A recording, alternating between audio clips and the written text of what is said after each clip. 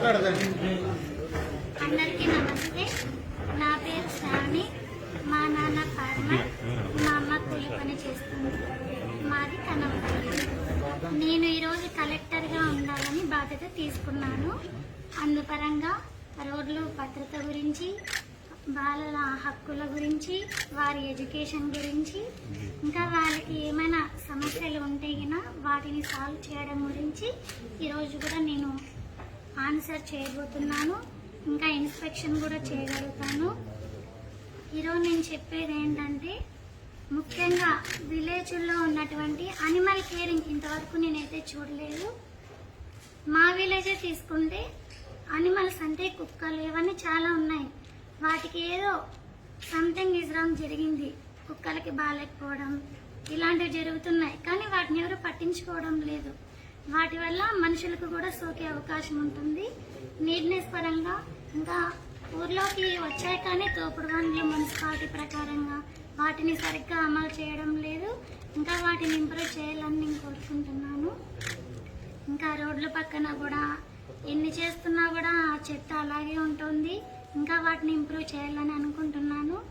ఇంకా ప్రస్తుత కాలంలో అయితే వర్షాలు చాలా ఎక్కువగా పడి మన రైతులకి చాలా ఇబ్బందులు ఎదురవుతున్నాయి.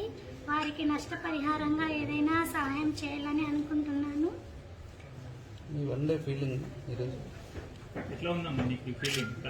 చాలా ఆనందంగా ఉంది. ఇది ఈరోజు నేను ఎప్పుడు మర్చిపోలేను నా లైఫ్లో. ఈ ఆపర్చునిటీ ఇచ్చినటువంటి సార్ వాళ్ళకి నా కృతజ్ఞతలు.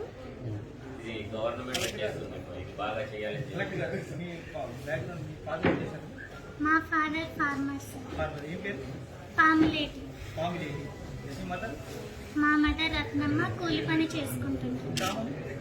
కనంపల్లి, గార్లదిన్న. మీ భవిష్యత్తు గోల్ ఏంటి మేడం? మా భవిష్యత్తులో అయితే నేను ఇంకా బాగా చదువుకోవాలనుకుంటున్నాను. చదువుకొని ఇంకా బాలికలకు సహాయం చేయాలని అనుకుంటున్నాను. కేజీబీవీ స్కూళ్ళు చాలా అంటే చాలా ఉపయోగపడుతున్నాయి. ఇంకా వాటిని ఇంప్రూవ్ చేయాలని అనుకుంటున్నాను. ఇంకా చాలా కట్టించాలి. డ్రాప్ అవుట్ పిల్లలను ఇంకా చేర్పించాలి. ఇంకా అక్కడక్కడ ఉంటూనే ఉన్నారు పిల్లలు. వాటిని వాళ్ళందరినీ జాయిన్ చేసి వాళ్ళకి ఎలాంటి ప్రాబ్లం లేకోకుండా చూసుకోవాలని అనుకుంటున్నాను. ఇంకా స్కూల్స్లో పరిశుభ్రత అనేది చాలా అవసరము. ఇంకా వాటికి సంబంధించి కూడా నిర్ణయాలు తీసుకోవాలి.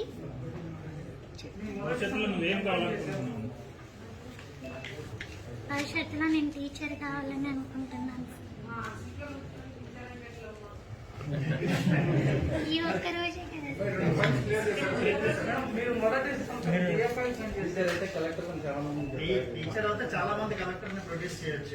25,000 రిలీఫ్ ఫండ్ గురించి అని ఇచ్చారు వాళ్ళు.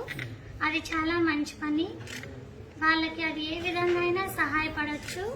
కానీ వాళ్ళకి నష్టపరిహారంగా ఇవ్వడం అనేది చాలా మంచిదని నేను అనుకుంటున్నాను.